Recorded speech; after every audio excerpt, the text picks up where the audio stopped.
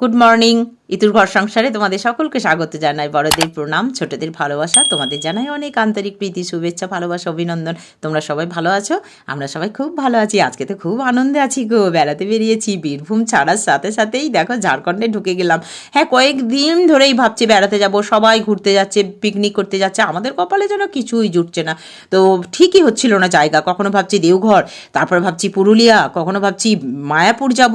তো শেষ পর্যন্ত এই রাস্তায় বেরিয়ে পড়লাম। তো চলো আজকে যেখানে যাচ্ছি তোমরাও দেখো কোথায় আমরা যাচ্ছি। তো রাস্তায় তো খিদে পেয়ে গেছে, খাবো কি এবার দেখি। রাস্তায় ভালো দোকান না পেলে তো খেতে পারছি না। এই দেখো দূরে পাহাড় পড়ছে, দেখছো? এই দেখো আমরা একটা বাঁকুড়া হোটেলে এলাম। হ্যাঁ, বাঁকুড়া জেলায় এলাম নাকি? না না, বাঁকুড়া জেলা না, এটা তো ঝাড়খণ্ডের মধ্যেই চলছে। এই দেখো এই এদের মালিকদের বাড়ি মনে হয়, এই যে এনাদের বাড়ি মনে হয় বাঁকুড়া। এখানে কচুরি, চপ সব রকম আছে দেখছি। মা মেয়েতে বসে পড়লাম। জয়ীর বাবা খাবে মুড়ি, ও তো মুড়ি ভালোবাসে। তো কচুরিটা ঠান্ডা লাগছে, মানে একদম ওরা বলছে যে সকালবেলায় ভেজেছে, কিন্তু আমার মনে হচ্ছে না, ওটা রাত্রির কালকের বাসি নাকি কি জানি। বাবা ভালো লাগলো না। ওর বাবা দেখো চপ মুড়ি আবার মূলো শশা এসব দিয়েছে দেখো। আর আমাদের ড্রাইভার দাদাও খেয়েছে। তখন আমার মানে খাচ্ছিলাম, ওনার ছবিটা দেখানো হয়নি। খাওয়ার পর আবার এই দেখো আমরা চলতে লাগলাম। তো চলতে চলতে দেখছি ঝাড়খণ্ড শেষ হয়ে গেল। তো এখনই বীরভূম, বীরভূম থেকে আবার ঝাড়খণ্ড, আবার ঝাড়খণ্ড শেষ হয়ে এবার আমরা আবার ঢুকছি পশ্চিম বর্ধমানে। দেখো মানুষ পাখি না, একবার রাস্তায় বেরোলে পাখিরা উড়ে যেমন চলে যায়, আমরা সেই গাড়ি করে এদিক ওদিক সেদিক কোথায় চলে যাচ্ছি। কি আনন্দ লাগছে। রাস্তার ধারেই দেখো দক্ষিণা কালী মায়ের মন্দির পড়লো। পৌষ মাস, মাকে দর্শন না করেই চলে যাব, মায়ের মন্দিরের পাশ দিয়ে যাচ্ছি। তো নেমেই পড়লাম। মন্দিরটা বেশ ভালো লাগছে, ফাঁকা ফাঁকা, এখনো ভক্ত সমাগম হয়নি। খুব সকালে বেরিয়েছি তো, 8টায় বেরিয়েছি গো ঘর থেকে। তো এখন হয়তো কটা বাজে কি জানি, অত ঘড়ি দেখিও নি। বেড়াতে গিয়ে আর ঘড়ি দেখতে ভালো লাগে না। এই মায়ের মূর্তিটা অদ্ভুত ধরনের, পিছন দিকে হেলে আছে, তাই মনে হচ্ছে। জানো তো, মনে হচ্ছে যেন দেওয়ালে মা ঠেস দিয়ে আছে। একজন ভক্ত এসছে শুধু পুজো দিতে, আর আমরা পুজো টুজো দিইনি, আমরা শুধু মাকে দর্শন প্রণাম করেই এবার আমরা বেরিয়ে যাব। তো বেশ ভালো লাগলো জায়গাটা, শান্ত নিরিবিলি, খুব ভালো লাগছে সকালবেলা। আর আজকে আবার রোদ ওঠেনি, এখন মেঘলা মেঘলা হয়ে আছে। শীতের দিনে একটু রোদ উঠলে ভালো লাগে, ভালো ঝলমলে একটু রোদ হয়, বেশ ভালো লাগে। তো ঠান্ডাটা লাগছে। তো গাড়ির ভিতরে সেইভাবে ঠান্ডা তো নেই, গাড়ির ভিতরে নেই, বাইরে আছে। এই কত বাঁদর গো, বাঁদর না হনুমান, সব হনুমান বসে আছে ওখানে দেখো। খুব ভালো লাগছে চারিদিকটা দেখতে। তো মাঝে মাঝে এরকম ঘুরতে বেড়াতে নিয়ে গেলে তবে তো ভালো লাগে, তাই না বলো? এই দেখো আমরা এবার আসানসোল ঢুকে পড়লাম গো, আসানসোলে চলে এসেছি। ভালো লাগছে, রাস্তাগুলো খুব সুন্দর। অচেনা অজানা জায়গা দেখলেই ভালো লাগে, তাই না? ঘরের একঘেয়েমির মধ্যে বন্দি থাকতে কি আর ভালো লাগে? তো যাই হোক, পুরুলিয়াতে গেলে আবার থাকতে হবে, ওখানে নাইট হল্ট না করলে তো অনেক কিছু দেখা যাবে না। সেই জন্য গেলাম না। দেওঘরেও তাই নাইট হল্ট করতে হবে, আবার না করলেও হতো, চলে আসা যেত। তো ওদিকে ঠান্ডা হবে বেশি এরকম ভাবলাম। ওই দূরে পাহাড় দেখছো, ওইগুলো আমাদের ড্রাইভার দাদা বলছে না পাহাড় নয়, ওগুলো সব কয়লা খনি অঞ্চল। তো কয়লা তোলার জন্য মানে ওগুলো মাটি মাটি উঠিয়েছে, সে মাটি এত উঁচু হয়ে গেছে, পাহাড়ের মতো হয়ে গেছে। তো ভালো লাগছে, একদম সব নতুন নতুন জায়গা, খুব ভালো লাগছে। হ্যাঁ, এই দেখো আমরা যেখানে আসার কথা সেখানেই চলে এলাম। চারিদিকে মন্দিরের যাওয়ার জন্য, এই যে মন্দিরে পুজো দেবার জন্য চারিদিকে দোকান, সব দোকান বসেছে। এই দেখো মন্দিরের পিছন দিকটাতে একটা নদী আছে, এইখানে আমাদের গাড়িটাকে রাখা হবে। কারণ একটা দোকানে আমরা গাড়িটা রাখার ওইখানে ব্যবস্থা করলো, কিন্তু ওরা বলছে দোকানে পুজো যদি নাও তাহলে পার্কিং লাগবে না। তো আমরা পুজোর কিছু জিনিস নিলাম না, তাই জন্য দোকানে ওখানে গাড়িও দাঁড়াতে দিল না, বাইরে এইদিকে পিছন দিকে দাঁড়ালো। হ্যাঁ, আমরা এসেছি কল্যাণেশ্বরী মায়ের মন্দিরে, শ্রী শ্রী কল্যাণেশ্বরী মন্দির, এখানে আমরা এসেছি।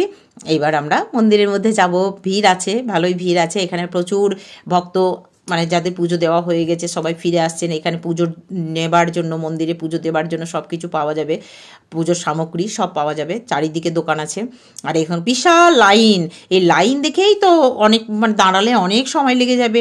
সেই জন্য আর পুজোর জিনিস কিছুই কিনলাম না, কারণ এখন যদি এখানে লাইন দিয়ে পুজো দিতে যাই তাহলে অনেকটা সময় যাবে, এরপর আবার অন্য জায়গায় যাব। সেই জন্য আমরা ঠিক করলাম পুজোই দেবো না, শুধুমাত্র মাকে দর্শন করব, প্রণাম করব, ব্যাস তারপরে চলে যাব।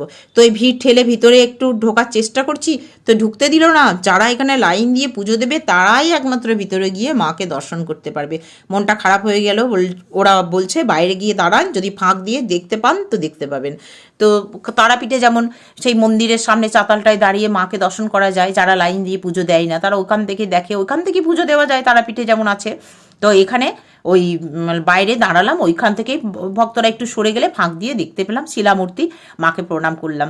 তো মন্দিরের পিছন দিকটায় এলাম, এই দিকটায় বেশ একটা নদী আছে দেখছি, বড় বড় পাথর আর বড় বড় গাছও দেখছি গো, প্রচুর লোকজন ওই নিচে নেমেছে। চলো ওই নিচেটাতে আমরাও নামবো। এই জায়গাটায় আসার পর না আমার সেই আসাম বেড়াতে গেছিলাম, ওখানে বশিষ্ঠ টেম্পল দেখেছিলাম, বশিষ্ঠ টেম্পলের পিছন দিকটাও এরকম অনেকটা ছিল।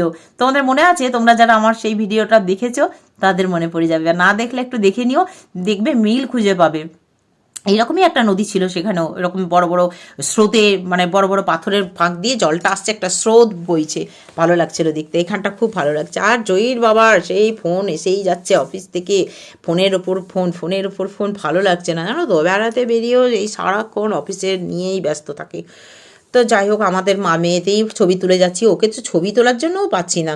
আর এই মন্দিরটায় ঢুকলাম না ভিতরে, মনে হয় বাবা ভোলানাথের মন্দিরই হবে, কারণ এই যে নিচু, এতটা নিচু, মাথা নিচু করে ঢুকতে হবে ভিতরে, আবার বাঁদিকে গিয়ে আবার নিচুতেই আছে সে ভগবান।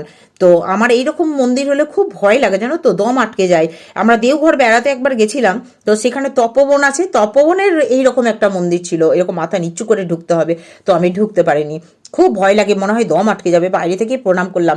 আবার ওই যে সবাই পাথরের উপর দাঁড়িয়ে ছবি তুলছে, আমি ভাবলাম ওইখানে যাবো, এই দেখো কিছুটা গিয়েই ঘুরে পালিয়ে আসছি, এত পিছল না। তো আজকে আবার একটা বিপদ হতে হতে বেঁচেছি জানো, তো আবার যদি পড়ে গিয়ে পায়ে লাগে, সেই জন্য জয়ীও নিষেধ করলো, ওর বাবাও নিষেধ করছে, আর গেলাম না, চলে এলাম। তো আজকে যখন আসছিলাম ওই একটা জায়গায় নেমে আমরা আবার গাড়িতে যখন উঠছি, তো জয়ীর বাবা বুঝতে পারেনি আমার হাতটা আছে ওখানে, এমন করে দরজাটা বন্ধ করেছে, আমার দুটো আঙুল চেপটে গেছে, এত জোর লেগেছে, আঙুলগুলো এবারে গর্ত হয়ে গেছিলো জানো। তারপর সেই জল দিয়ে টেনে টেনে রক্তটা জমতে দিইনি, আর কি ব্যথা, অনেকক্ষণ পর ফুলে গেছিলো আঙুলটা। তো খুব ব্যথা লাগছিল। তো আবার যদি বিপদ হয়, তো এই দেখো এই দোকানটাতে আমরা জুতো রেখেছিলাম, তো এই দোকানটা আমরা যেহেতু পুজোর জিনিস কিনে নিই, দোকানটা পয়সাও নেবে না, তো এমনি আমরা কিছুটা পেড়া কিনে নিলাম, শুধুমাত্র রাখা যায় বলো, ওনারা পয়সা কিছু নিচ্ছেন না জুতো রাখার জন্য, কিন্তু পুজোর জিনিস কিনলেই হতো, আমরা তো পুজোর দিইনি, তো এমনি পেড়া কিনে নিয়েছি।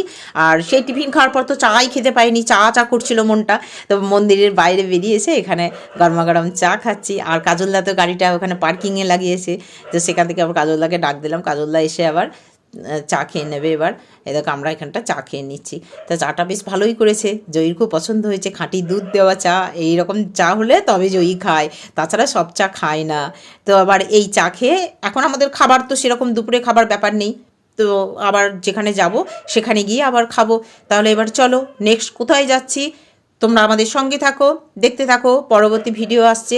এই যে পিছনে একটা টয়লেট আছে, যাবার চেষ্টা করলাম কিন্তু তালা মারা, যেতে পারলাম না। তো যাই হোক, নেক্সট যেখানে যাব সেখানে আবার দেখি যা ব্যবস্থা করা যাবে। তো আবার এবার চলা শুরু হয়ে গেল আমাদের, তো তোমরাও আমাদের সঙ্গে চলো, মন্দির ছেড়ে দিলাম, এবার আমরা সোজা রাস্তা দিয়ে হাঁটছি। খুব শীঘ্রই আবার পরবর্তী ভিডিও আসছে, তোমাদের অবশ্যই দেখতে হবে। ভালো থেকো, আসছি বা।